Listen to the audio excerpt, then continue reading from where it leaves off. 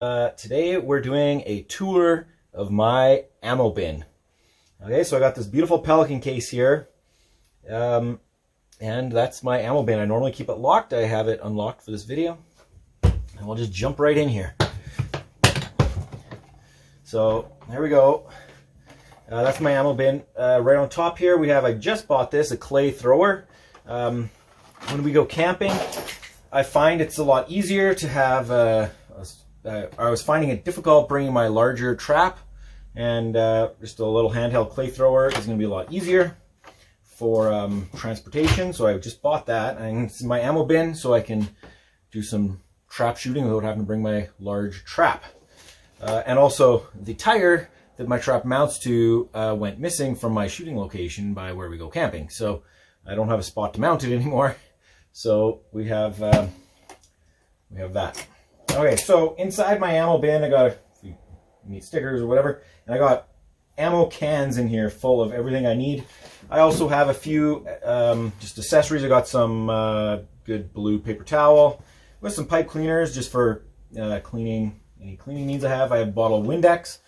After I shoot corrosive ammo, I try to rinse it off with Windex, making sure to let it dry thoroughly before putting it back in the bag, my gun bag. That way, there's less chance for corrosion between the shooting, when I shoot, and when I have a chance to actually clean the gun. Hopefully later on the day, although, you know, sometimes when I'm camping, it might be a few days till I get home. So the Windex helps a lot. It's not perfect, but it definitely helps. So, okay, so I guess we'll jump right into the ammo bins. First, I have the first one to look at. I got 7.62 by 39 non-corrosive. That is also good if you don't have a chance to clean your gun right away. Or I have an SKS 15 from Kodiak Defense. It's a cool tactical SKS, but it's a bit of a pain to take apart. So if I'm not going to have enough time to do that later in the day, I prefer to shoot non-corrosive ammo. So right now I have my non-corrosive ammo I have is this Norinco non-corrosive. It looks... Here, this box is already open. I'll show you this one. It looks just like the corrosive stuff you get from China in the crates and the spam cans, but as you can see, it looks exactly the same. If you look at the head stamp, though, you can see it was manufactured in 2018 in factory 311. The corrosive stuff is all older vintage, usually 70s. Like 1975 and whatnot, and so this is newer ammo that has non-corrosive primers. In case you are unfamiliar with that, with the 7.62 by 39, like that communist ammo, the older stuff, especially the primers, one of the products of combustion of the primer is actually a salt. I think it's potassium chloride, and it just coats the gun with salt. So if you don't clean it thoroughly after shooting that corrosive ammo, you start to get rust right away. Now, normally it is just surface rust. You can clean it up, but you know, you don't want to do that very often. To get like damage, like pitting and whatnot, you have to really abuse that gun. And I think it looks like maybe I have a little bit left over from some. Yeah, I see some Barnells, or however you pronounce that name. I have a couple leftover non-corrosive rounds from my last shipment. Okay, so yeah, I have all my ammo cans. I put labels on the side, on the top, because it makes it a lot easier to grab the right can when you're going shooting. Make sure you got all the right cans. Okay, so my 22 long rifle. Inside of there, I have well, I have a few accessories because I always have this one with me, so I can put some of my accessories in there. I have hearing protection for my guests, some tape for mounting targets. I have magazines for my older Lakefield Mark IIs. I have two Lakefield Mark IIs, and those are magazines, work for those. One of them, I can't remember which one, I think it's this one here. It's starting to have problems feeding. I suspect I can do some modifications to fix that, but that is an issue right now. And inside this can, whenever I see 22 ammo on sale, I buy it. So I have just over 1,000 rounds of Federal. Cabela's a while ago had this Federal range target practice, whatever ammo. They had it on 50% off, plus they had gift cards at 10% off, so it was actually 55% off. So I did that, and I can't remember, I think it was about 4.5 cents a round was the price. So it was a super deal. I had stocked up on quite a bit of that, but I've shot most of it now. Okay, so that's the 22 long rifle bin, or can. All right, so the next one is just standard 7.62 by 39. This stuff is corrosive. When you open this one up, you can see this corrosive stuff comes in the Spam cans in a crate. And then when you open the Spam can, it's just these paper wrapped packages. So you can see it looks just the same as that Norinco.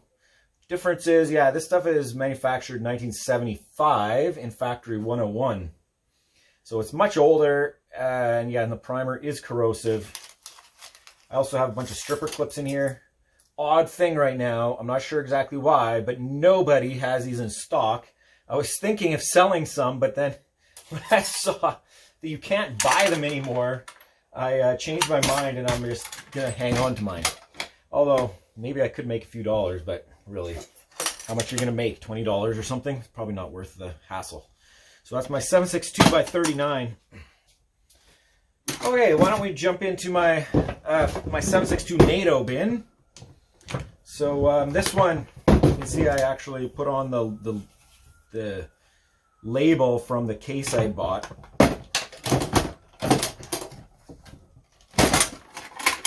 So this one is Hertenberger ammo. That one's open, so we can look at that and see it's the nice full metal jacket, surplus 308 or 7.62 by 51 or 7.62 NATO, whatever you want to call it.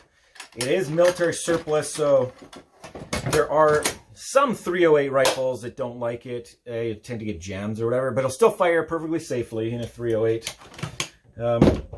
So that's my 7.62 by NATO, 7.62 by 51. Okay, let's move into shotgun bins. So this one, 20 gauge, just have label. Oh, I have labels all over on this one. And this is a 50 cal ammo can because you need a little more room for shotgun ammo. So got this stuff on good sale. It's this is just Target ammo. My hunting ammo. This is for my son's 20 gauge actually. And his hunting ammo is kept separately, and it's, you know, better quality stuff. But this is just some Challenger 20 gauge number 8 ammo. We got on sale for, I don't know what it was, $6 a box or something. So super price. I like to stock up when things are on sale so I don't have to pay full price later.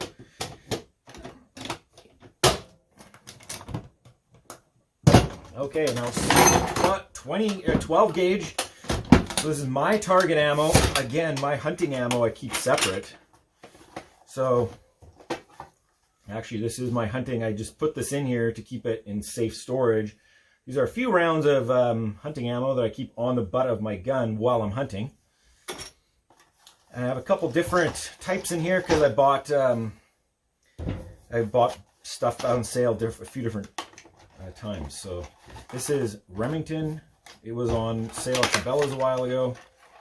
See, it's green.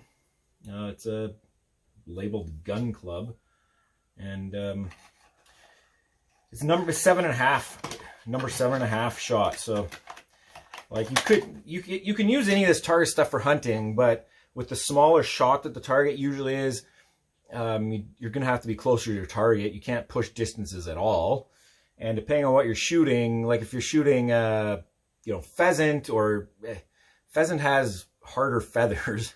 It's almost like, it's not quite like ducks, but it is a little bit like armored cladding. So these lighter numbered rounds, you're gonna have to be a lot closer. Then I have some Challenger ammo. I guess it looks like I have two different types of Challenger in here.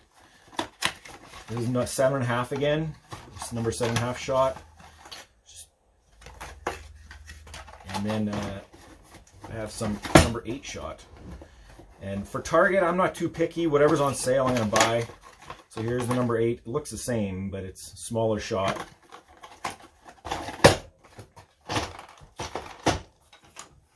So that's the 20 gauge bin. And my last bin, this one is just kind of like, it doesn't have a label because it's just stuff. It's not specific to any type. So in here I have a few 30-06. This is just old stuff I bought years ago. I don't really shoot my 30-06 too much. Tape, that's for, well, you can use it for taping up targets, but specifically for covering holes in your torso targets. I have, this is an AK or SKS front sight adjustment tool. Cloth for cleaning optics. A Sharpie. You can make a target with a Sharpie in an emergency, or you can, obviously, like most people are doing, marking off holes, so you know that that's an old hole in your target. I have front sight adjustment tool for an SKS. Funny, it's actually meant for an AK. Sorry, that last one wasn't for an AK. That was just for my backup sights on my, it's a Picatinny backup sights. This is I bought for the SKS, but it's actually made for the AK, and the sights are a little different, so I don't know if you can see there. I had to shave off the edge so you could actually get it on the front sight block to adjust that front sight.